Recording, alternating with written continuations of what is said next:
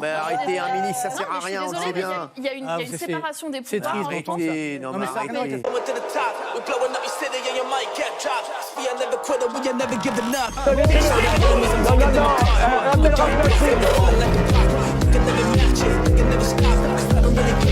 Vous fumez, monsieur.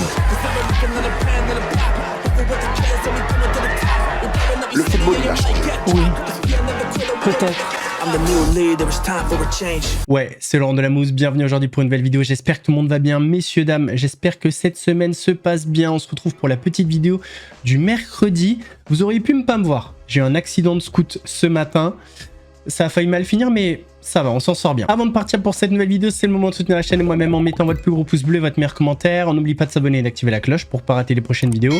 On fait le même sur la chaîne principale, la chaîne Mousse. On me rejoint sur Instagram, sur TikTok, sur Twitch pour pas rater les lives du dimanche soir à 21h30. On va chercher à boire à manger, on se met à l'aise et moi je m'occupe du reste. Messieurs, dames, on va commencer avec un coup de gueule contre le député de la France Insoumise, Thomas Porte, qui a dit des choses sur le rugby qui sont pas forcément vraies. Je vous laisse écouter, on en parle ensuite. Les deux et le modèle qu'on met en avant, quoi. Par rapport à ça, Thomas.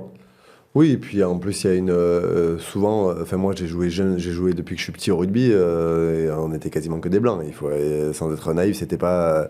Et tu faisais 100 mètres, t'allais voir le club de foot à 100 mètres de chez moi, il y avait. C'est beaucoup plus mélangé. Ouais, ou voire pas du tout, mais de l'autre côté, tu vois. Dans la même ville. Ouais, bien sûr. D'accord. Dans la même ville, mais parce que. Et donc, effectivement, il y a une espèce de Un voyage dans une... Ah. Non, mais allez. Attends, il prépare une vidéo après, on va la voir. Ah ouais, Vas-y, tu prépares, c'est la cérémonie de Coupe du Monde de Jean Dujardin sur les fameuses valeurs. Donc évidemment, bien sûr, moi j'ai grandi aussi avec ce discours, le rugby c'est les valeurs, etc. etc. Et je crois qu'il y a des valeurs dans tous les sports d'ailleurs, c'est pas propre au rugby, à partir du moment où tu fais un sport collectif, c'est un sport de solidarité, avec des valeurs, la question du respect de l'arbitre, tout ce qui va avec, tu vois. Mais ce que te dit en plus ton entraîneur, Ben voilà, coach. tu vois, mais oui, le rugby il a aussi véhiculé cette image de mec gaillard, solide. Voilà, c'est tu vois l'image masculiniste. Voilà. Et en plus là, je vois la vidéo de le symbole de cette catastrophe-là, c'est la cérémonie de Coupe du Monde avec Jean Dujardin, la baguette de pain, le Marcel et la moustache. Enfin, je veux dire, c'est bon quoi. C'est caricatural. Mais bien sûr, aujourd'hui, regarde le championnat de France de rugby top 14. T'as une mixité internationale incroyable, t'as des joueurs qui viennent des quatre coins du monde, de toutes les générations, de toutes les couleurs de peau, de toutes les religions. Enfin, je veux dire, c'est pas du tout ça. Aujourd'hui, il y a des clubs de rugby comme les clubs de Toulon dans les grandes époques quand ils gagnaient la Coupe d'Europe. Il y avait peut-être 2 Français sur les 15 joueurs de départ. Ouais. C'était ça la réalité. Ouais. Donc, non mais c'est ça qui est intéressant, la récupération du rugby comme le vrai sport et le symbole de la vraie France par rapport... En fait, on peut pas dire que son constat est faux. Le constat est plutôt vrai, et encore que ça dépend où on a joué au rugby. Personnellement, j'ai commencé le rugby dans un club de quartier à Toulon qui s'appelle l'US Morion. C'est un club qui est connu pour être cosmopolite, parce que le club travaille avec des foyers, travaille avec des quartiers, et dans mon équipe, on n'était pas du tout que des blancs. Pareil, si vous allez voir des clubs comme Massy, vous allez voir que la mixité, elle est bien présente. Après, c'est vrai que globalement, ça manque peut-être de mixité, mais aussi, il faut comprendre pourquoi. Et ce qui me dérange, c'est qu'on apporte ça comme un problème. On a l'impression que limite, le rugby repousse la mixité. Et clairement, c'est pas le cas. Oui, il y a du racisme dans le rugby, mais comme dans tous les sports, dans le football ou autre. Pourtant, le football, c'est un des sports les plus populaires, peut-être le plus populaire en France. En fait, ça va peut-être vous choquer, mais pour moi, le problème de mixité dans le rugby n'est pas un problème. C'est juste une histoire de culture. Culturellement, c'est vrai que le rugby, c'est plutôt le sud-ouest, le terroir. Et je pense qu'un papa, peut-être d'Afrique du Nord, d'Afrique, culturellement, s'il pense à un sport pour son fils ou sa fille, il va peut-être plus penser au football qu'au rugby. Peut-être que quand tu es dans un quartier difficile et que le seul moyen pour sortir ta famille, c'est le sport, peut-être que tu vas te porter vers un sport qui paye mieux, comme le football, que le rugby. Parce que les plus gros salaires dans le rugby, c'est quoi? Peut-être 1 million d'euros par an. Au foot, tu peux les gagner par mois facilement si tu es dans les meilleurs joueurs du monde. Tout ça pour dire que oui, effectivement, il y a du racisme dans le rugby, mais comme dans tous les sports, je l'ai vécu. Des fois, avec l'US Morion, on allait jouer à Sifour.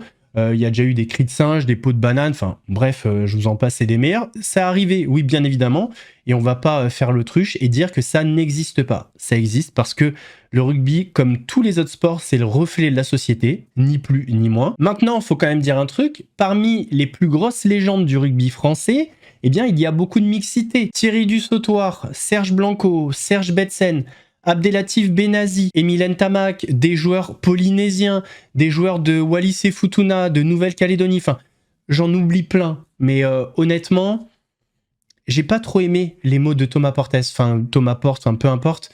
Je trouve pas... Alors, il évoque une réalité, mais il pose ça comme un véritable problème, comme si le rugby repoussait tout le monde. Et c'est absolument pas le cas. Et en fait, le truc qui me dérange le plus, c'est que Thomas Portes vient diviser et politiser quelque chose qui ne devrait pas être, c'est-à-dire un sport comme ça. Il vient parler à la place de personnes qui ne s'expriment pas. Et pour le coup, il y en a marre de ces partis qui viennent récupérer, instrumentaliser des choses qui ne devraient pas l'être, comme le sport, pour faire du clientélisme. Et sur le plateau des grandes gueules d'RMC, Didier Giraud a poussé un petit coup de gueule. Je suis pas tout le temps fan de ses prises de position, mais pour le coup, je suis d'accord avec lui. Non, mais c'est la bouillie habituelle de LFI. Bouillie. C'est la bouillie imbuvable habituelle de LFI. Qu'est-ce qui va pas dans ce qu'il dit ? Il dit de la connerie. Alors, bien sûr qu'il y a certainement une époque, dans les années 80, où il y avait peut-être plus de gens de couleur au foot, parce que c'est un sport qui est plus universel, qui est plus populaire, qui est plus... Enfin, tout ce que tu veux. Et que le rugby est un sport plus rural. Moi, quand j'étais à l'école... Plus rural. Plus rural, oui. Et moi, quand j'étais à l'école, dans ma classe, il n'y a jamais eu un noir, quoi. Voilà. Mais c'était un fait parce que j'habitais en milieu rural où il n'y avait pas de la mixité, donc, c'est tout. Tout dépend où se pratique le sport, en fait. Aujourd'hui, tu vas voir le centre de formation de clubs comme Massy, comme Ris-Orangis, comme... il y a 80% de blagues, quoi.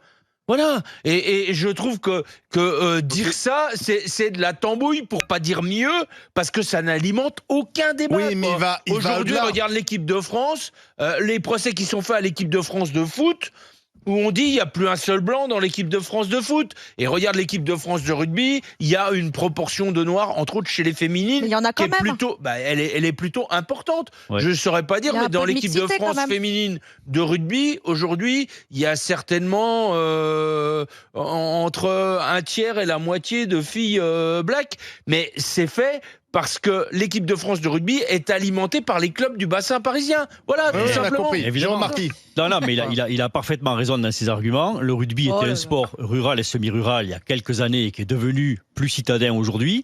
Faut pas oublier qu'on ne joue pas au rugby sur du goudron, hein. On ne joue pas au rugby sur un parking, on ne joue pas au rugby dans la rue. Et donc, foot, tu peux. Et donc le foot, on peut. Et l'ascenseur social au foot a beaucoup plus marché parce qu'il y a eu des gosses qui se sont révélés d'abord par le foot de rue, en quelque sorte. Bien sûr. Ce que tu ne peux pas avoir dans le rugby, il y a ça. Mais Thomas Porte, il est totalement inconstant dans ses propos. Et il est même... mais oui, et il est... C'est curieux. Il est très paradoxal parce que dans la même interview... Je l'ai écouté jusqu'au bout. Dans la même interview, il te dit, quand il parle de la cérémonie avec Jean Dujardin, il te dit, donc Jean Dujardin, la baguette de pain, le Marcel, la moustache, c'est bon quoi. C'est caricatural. Regarde le top 14. Tu as une mixité internationale incroyable. Tu as des joueurs qui viennent des quatre coins du monde, de toutes les couleurs de peau, de toutes les religions. Donc il dit tout et son contraire dans la même interview. Oui, il dit finalement que le rugby, c'est la diversité. Il décrit une situation quand il était gamin. Mais peut-être parce que... Et ça, c'est vrai. Parce qu'il veut faire un procès qui n'a pas lieu de faire et qu'il se prend les pieds dans le tapis. Mais évidemment, parce que s'il pousse son raisonnement, ça veut dire quoi ? Ça veut dire le rugby est raciste. Oui, parce que derrière, pardon, mais quand il dit Dujardin, la baguette, c'était naze, etc., le béret, il dit en gros le rugby raciste. Voilà, c'est le rugby raciste et réac. Et c'est pas du tout le cas aujourd'hui. Est-ce qu'on a eu d'autres Maëva Ganam qui a réagi à son ex. Alors, pour elle, c'est un faux ex. Et en fait, j'ai vu pas mal de choses comme quoi le mec, c'est un ancien rappeur. Il avait essayé de faire le buzz à l'époque sur Periscope. Je vous laisse écouter la réponse de Maëva Ganam. Et mes vies, par rapport au mec là, alors il y a un psychopathe sur internet. Au début, je voulais pas y répondre parce que c'est un fou, c'est un psychopathe. Mais j'ai vu que tous les blogueurs et tout, ils ont repris ses stories. Je sais pas, c'est un mec qui dit que c'est mon ex, qui est en prison, que je suis tombée enceinte de lui, qu'apparemment j'ai volé l'enfant et tout. Je vous explique, au nom d'Allah, je ne le connais pas. Je sais pas qui c'est, je l'ai jamais vu dans ma vie. C'est un fou. psychopathe, vraiment. Tellement je me dis, est-ce que je l'attaque en justice ou pas? Je sais pas, dites-moi en commentaire. Et on rigolait avec Skyres. Hier, il m'a envoyé un message. Je lui dis, mais si il me voit en France, il va me tuer. Genre, les gens comme ça, ils font trop peur, les gens qui s'inventent des vies et tout, alors que je les connais pas.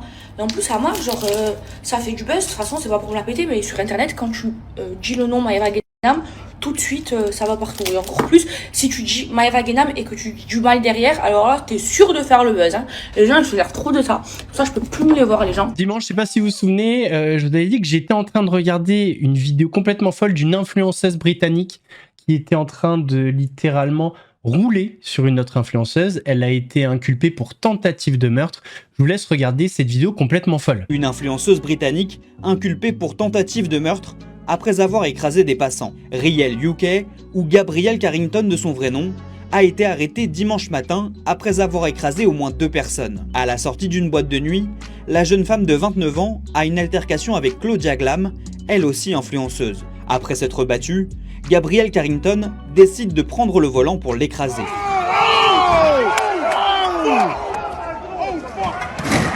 Elle percute de plein fouet Claudia Glam, mais aussi un homme situé juste à côté d'elle. Gabrielle Carrington a été interpellée pour tentative de meurtre. Selon le Daily Mail, l'une des victimes serait toujours dans un état critique et un homme serait grièvement blessé. Sur le plateau d'EBT9, vifs échanges entre Marlène Schiappa et Marc Touati, qui est un économiste. Le sujet de la discorde, la dette. Regarde la dette publique comme elle a explosé. Ah oui. C'est incroyable. Je t'ai vu, tu as fait une vidéo ce week-end que j'ai regardé. Ouais, c'est vrai. Non, parce qu'en fait, on m'a demandé, parce qu'Emmanuel Macron a dit, eh ben, il faut faire le projet Notre-Dame, voilà, il faut moderniser la France, etc. Je dis, mais attendez, mais c'est pas lui qui est au pouvoir depuis 10 ans, quasiment 10 ans. Donc qu'est-ce qu'il a fait? Ouais. Il parle comme un candidat. Donc, c'est ça qui est incroyable. C'est incroyable. Les mecs, ils te disent toujours, il faut faire. Il faut faire, mais t'as le pouvoir. Il faut faire, mais il a rien. Il n'a rien fait. Ben voilà, je pense qu'on l'appelait le petit Mozart de la finance. Non, mais c'est pas plutôt le petit Mokhtar de la finance. Non, mais sans déconner, c'est peut-être le grand Mokhtar de la finance. C'est pas le petit Mozart de la finance, c'est le grand Mokhtar.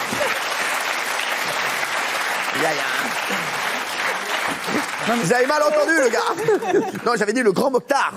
Ça n'a rien à voir, oui. Non, mais sur ça, il y a une grande arnaque, d'ailleurs. Parce qu'il a travaillé que 3 ans dans une banque. Mais oui. Être Mozart de la finance, on est en... Tu vois, bon, c'est du marketing, on est dans le marketing. En fait, le problème numéro 1, il est très simple.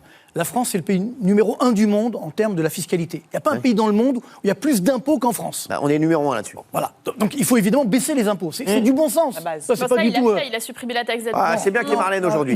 Oui, je me permets, au bout d'un moment. Il a baissé quelques impôts, mais il en a augmenté d'autres. Si bien que on appelle la pression fiscale globale par rapport à la richesse. Quel impôt a continué à augmenter? Ah ben tous les impôts ont augmenté. Les impôts globalement. Enfin, encore une fois, le vrai danger, c'est que on a cette pression fiscale globale qui n'a pas baissé. Il a baissé effectivement certains impôts. Il n'a pas baissé, il a supprimé la taxe d'habitation. Aujourd'hui, autour de la table, dans le public, plus personne ne paye cette taxe d'habitation. Non, mais il a baissé la taxe d'habitation, mais il a relevé plein d'autres impôts. Non, il a fait le prélèvement à la source avec Gérald Darmanin. La taxe foncière, la taxe foncière, c'est pas le président de la République. Mais c'est jamais lui. Mais il a le pouvoir, il peut la réduire, il peut la supprimer. Non, pardon. Non, mais 2 minutes de réalité, parce qu'après on peut dire Macron avec la réalité. Oui, sans doute. Non, mais sans rigoler. J'ai une question à vous poser depuis longtemps, Marlène. Mozart de la finance. C'était plutôt la flûte enchantée en fait. Rien à voir. Non mais à un moment, il faut dire la vérité aux gens. La taxe foncière, c'est pas le président de la République qui la décide. Moi, je veux bien qu'il soit responsable de tout. En fait, non mais il n'a même pas le droit. En fait, c'est-à-dire, si demain le président disait je veux augmenter ou baisser la taxe foncière, il n'en a pas le droit. C'est les collectivités qui décident de la taxe foncière. Elles ont augmenté les taxes foncières parce qu'il n'y avait plus de taxe d'habitation. Donc fallait. Et voilà, exactement. C'est ça le problème. Le vrai enjeu, c'est que on a le pouvoir. Le président a le pouvoir avec ses ministres, etc. Vous avez été ministre. Bah si, quand même. Ça fait 10 ans qu'il est au pouvoir. Non, mais alors il sert à rien, le pauvre, excuse-moi. Il peut rester prérogative du président de la République, donc il représente la France dans le monde et il est garant des institutions. Marlène, au niveau économique, c'est lui qui gère le portefeuille quand même. Non, il n'est pas ministre de l'économie et des Finances. Arrêtez, un ministre, ça sert à rien, on sait bien. Il y a une séparation des pouvoirs. Non mais attendez, il est capable de fermer une chaîne et il n'est pas capable d'aller se plonger dans le budget de la France. Et n'oubliez pas qu'il était ministre de l'économie. Avant, il était ministre de l'économie. N'oubliez pas qu'il voulait, par exemple, supprimer. Bah oui, supprimer. Bien sûr qu'il était ministre de l'économie. Bah oui, mais personne n'a dit le contraire. Pourquoi vous énervez comme ça? Mais non, mais parce que, en fait. Non, mais pas vous, mais monsieur. Non, mais il a raison parce que lui, c'est le meilleur. Je vais vous dire. Non, mais si Emmanuel Macron l'avait un peu plus écouté, il se serait moins baladé devant Footlocker et il aurait plus. Non, mais c'est vrai. Tu vois, avec un air mélancolique et il se serait plus dit. Tiens, je vais aller me balader dans des endroits tranquilles parce que. Pour être très honnête, moi, ça fait 30 ans de métier, j'ai vu tous les présidents, etc. C'est pas que M. Macron, ils ont tous été comme ça. Parce qu'il y a d'autres contingences. C'est vrai. Encore une fois, c'est du bon sens. Genre l'équilibre du budget de l'État. Vous êtes numéro 1 mondial des impôts, numéro 1 mondial des dépenses publiques. Donc vous devez baisser les impôts, mais vous devez également baisser les dépenses publiques. Alors quelles dépenses sont baissées? Attendez, laissez-moi finir. Et c'est là effectivement que ça a cassé. C'est vrai que ça n'a pas fonctionné. Qu'est-ce qu'on a d'autre? Ah oui, on a Sam Zira en pétard après son interview chez Radio Nova. Il a encore essuyé quelques critiques. En fait, c'est toujours très compliqué dès qu'on s'insère un petit peu dans le milieu politique. C'est pas son cas en fait, mais dès qu'on invite un parti ou un autre, ça fait parler. Et donc, Sam était un petit peu en pétard. Ils étaient où tous ces gens-là quand j'ai reçu Rima Hassan? Ils étaient où tous ces gens-là quand j'ai reçu la France Insoumise? Ils étaient où tous ces gens-là quand j'ai reçu des gens de la gauche? Ah là, ça ouvre pas sa gueule, hein. C'est les retours d'une interview que j'ai donnée à Radio Nova qui m'ont énervé parce que je trouve les gens obtus et je trouve les gens vraiment, peut-être qu'on pourra regarder après ces commentaires, parce que j'étais questionné sur le fait que j'ai pu recevoir plein de responsables politiques, dont des protagonistes du Rassemblement National. Et dans les commentaires, je vous raconte pas tout ce que je me suis pris dans la gueule parce que j'expliquais qu'en fait, j'étais pas un média militant et que j'étais parti du principe que je m'étais fait la réflexion quand j'avais commencé à recevoir des responsables politiques, que j'étais parti du principe que à partir du moment où ils étaient à l'Assemblée nationale, il n'y avait pas de raison, je me sentais pas la légitimité ou être assez militant de façon générale ou extrême pour empêcher une personne qui siègent à l'Assemblée nationale et qui ont des électeurs de parler. Et j'expliquais que je trouvais que invisibiliser et mettre au placard des sujets, et même des personnes considérées comme problématiques ou qui ont des avis ou des opinions qui vont complètement à l'inverse de nous, de nos valeurs, de notre éducation, je trouvais que c'était plus dangereux. Et je le pense sincèrement, hein. Vraiment.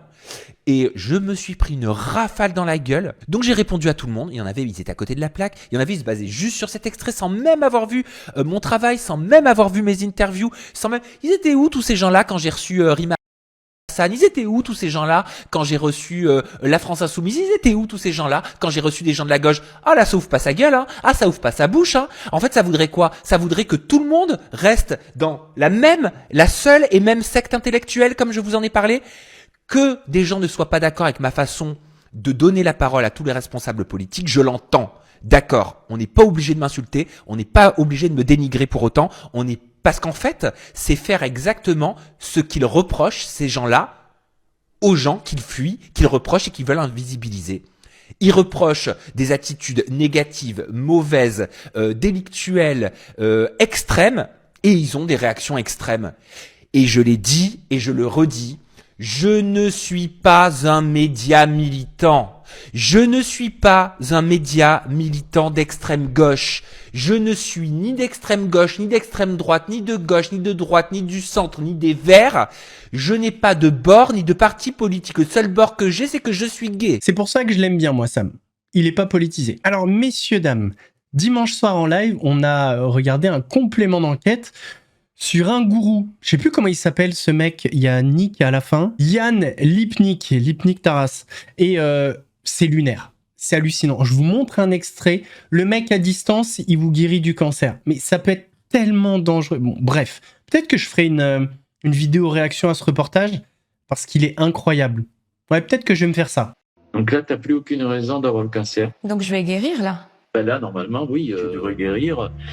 Prends peut-être quand même les médicaments que tu dois prendre, mais t'as pas besoin, je pense, de faire des chimios ou de trucs comme ça. Yann Lipnik ne sait pas qu'il est filmé.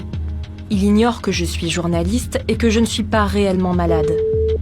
Précision utile pour la suite, ma grand-mère est en pleine forme. Je vais te poser un certain nombre de questions pour remplir une fiche de soins. Est-ce que tu connais ton guide? Non. D'accord. Moi, je vais l'appeler pour voir. Mais tu peux l'appeler en même temps que moi, tu dis par télépathie. J'appelle mon guide principal. Voilà, il y a quelqu'un qui arrive. C'est un archange.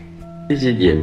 Est-ce que tu as vécu, il y a un peu plus d'1 an, une grande tristesse, une séparation, un décès? J'ai eu le décès de ma grand-mère. Ouais, c'est ça. L'archange confirme que ton tissu émotionnel, il proviendrait de là. Après 50 minutes de consultation et une trentaine d'incantations, premier niveau, le verdict tombe. Donc là, t'as plus aucune raison d'avoir le cancer. Qu'est-ce que je dis à mon médecin du coup? Parce que lui, il insiste, je refuse du coup? Ouais, tu dis non, c'est votre médecine chimiothérapie que je pense pas qu'elle soit bonne pour moi, je change de médecin. Ouais. Ou alors tu lui dis non, moi ça me convient pas la chimiothérapie, j'ai décidé de me soigner avec des médecines naturelles. Après c'est un choix évidemment, si tu préfères la chimie, mais bon, d'après moi c'est une grosse arnaque.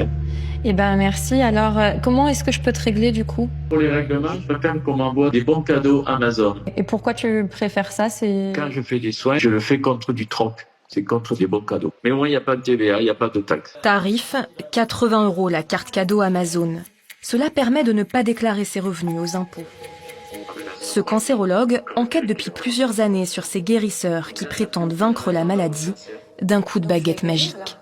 Il est bien évident qu'on est dans l'exercice illégal de la médecine, dans ce qu'il fait. Mais on est là dans la non-assistance à personne en danger, dans la mesure où il vous décourage d'être soigné. Qu'est-ce que ça peut avoir comme conséquence? Ça va raccourcir notablement votre espérance de vie.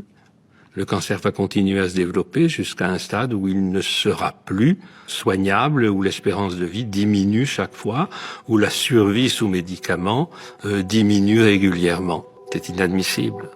D'après l'Institut national du cancer, les femmes diagnostiquées suffisamment tôt et correctement soignées ont 88% de chances de s'en sortir.